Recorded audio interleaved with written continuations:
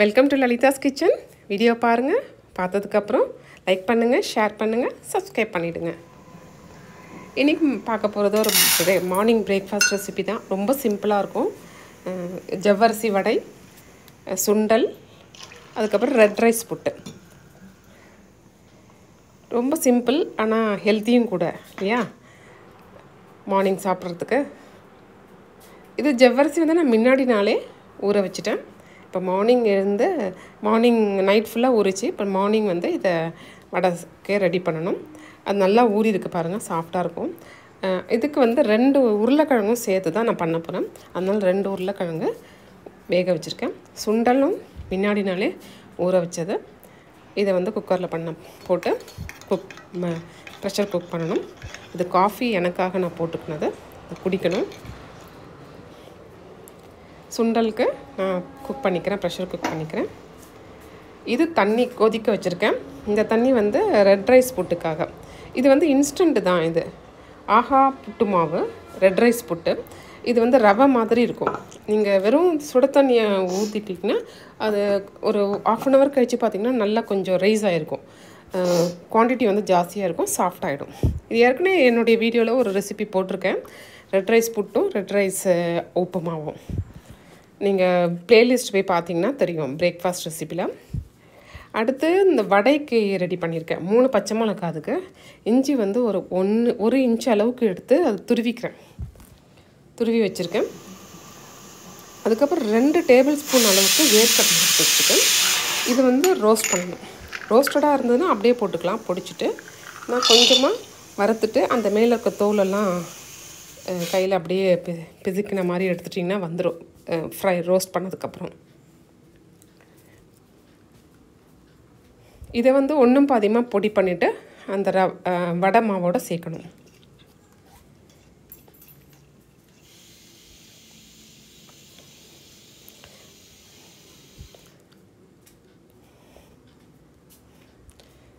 அது வறுக்கும் போதே பார்த்திங்கன்னா தோல் மேலே வந்துடும். நீங்கள் லைட்டாக கையில் அப்படி பிசுக்கி விட்டிங்கன்னா எல்லாம் வெளில வந்துடும்.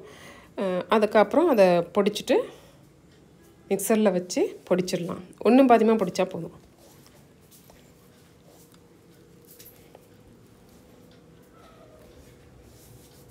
இப்போ உருளைக்கிழங்கு 2 தோல் எடுத்துட்டேன். இதை வந்து கொஞ்சம் ஸ்மாஷ் பண்ணிக்கலாம். ஃபஸ்ட் நான் கத்திலேயே சும்மா அப்படி கட் பண்ணிக்கிறேன். நல்லா வெந்திருக்குது.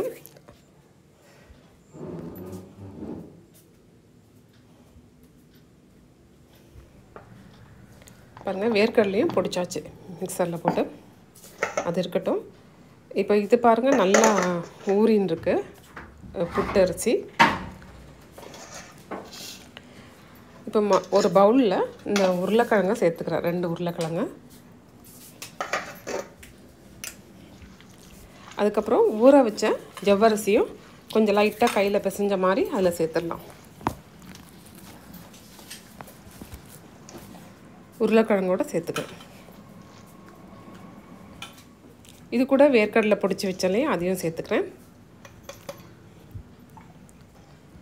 கூடவே இஞ்சி துருவினது 1 இன்ச் அளவுக்கு எடுத்திருக்கேன். அதை துருவி சேர்த்துக்கிறேன். பச்சை மிளகாய் 3 பச்சை மிளகாய், அதையும் ஒன்றும் பாதியமாக அரைச்சி அதையும் சேர்த்துக்கிறேன். டேஸ்ட்டுக்கு உப்பு 1 ஸ்பூன்.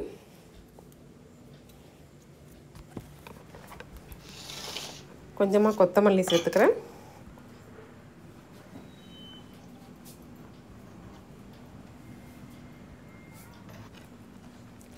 ஒரு 1/2 லெமன் வந்து புழிஞ்சிக்கிறேன். அதில் சீடு எதுனா வரப்போகுதுன்னு சொல்லிட்டு கையிலேயே அப்படியே பிடிச்சிக்கிறேன்.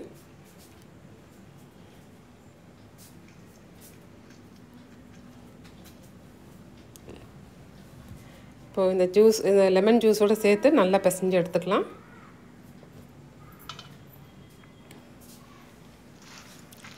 இப்போ எல்லாத்தையும் நல்லா பிசைஞ்சு எடுத்துக்கலாம். வடை மாவு பதத்துக்கு அதை பிசைஞ்சு வைக்கலாம். அது ஒரு 1/2 மணி நேரம் ஊறிச்சுனே நல்லாயிருக்கும்.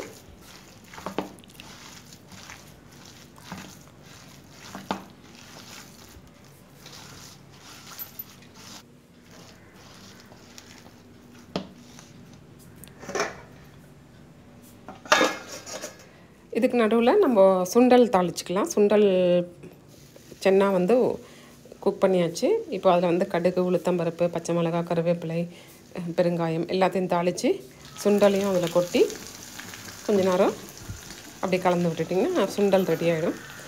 நான் தேங்காய் வந்து துருவி வச்சுருக்கேன், அதையும் சேர்த்துக்கலாம். அதில் தண்ணி கொஞ்சம் நிறையா இருக்கிறதுனால கொஞ்சம் அதுலேயே அப்படியே குக் ஆகட்டும்னு விட்டுருக்கேன், தண்ணி வேஸ்ட் பண்ண வேண்டான்ட்டு.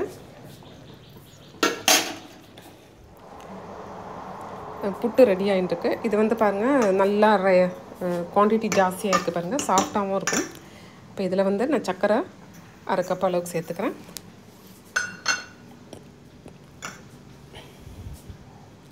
கொஞ்சம் நெய், 1 டேபிள் ஸ்பூன் அளவுக்கு சேர்த்துருக்கேன். உங்களுக்கு வேணும்னா இன்னும் சேர்த்துக்கலாம்.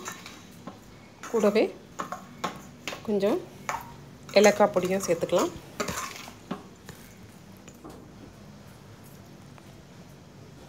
ஏலக்காய் பவுடர் இல்லை, இந்த மாதிரி தான் இருந்தது. நான் எப்பவும் இப்படி தான் சேர்க்குறது.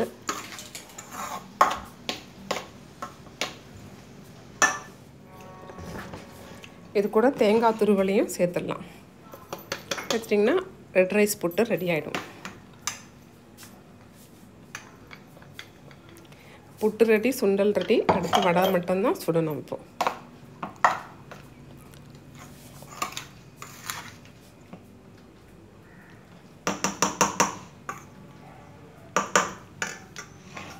இது அப்படியே இருக்கட்டும்.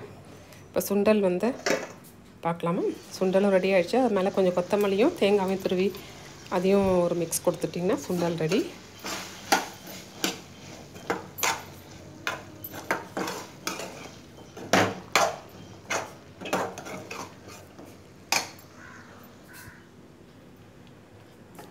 அடுத்து எண்ணெய் காய்ஞ்சின்னு இருக்கு, வடையை வந்து போட்டு எடுத்துடலாம்.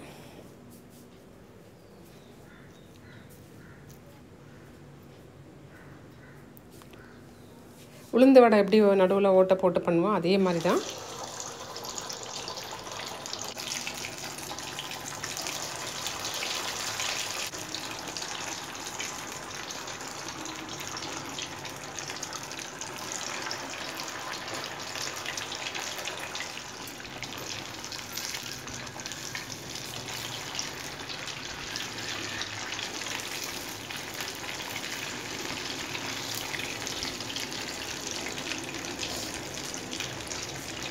ஓகே, நல்லா நான் 3 தான் போட்டுக்கிறேன், நான் ஒட்டிக்கிறது.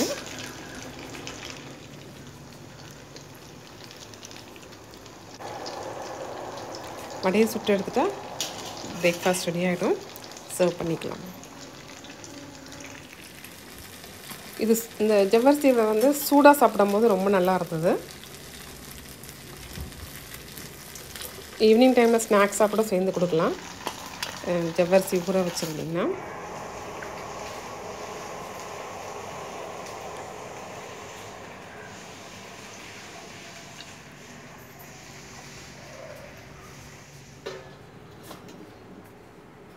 அவல் வடை, ஜவ்வரிசி வடை, சுண்டல்.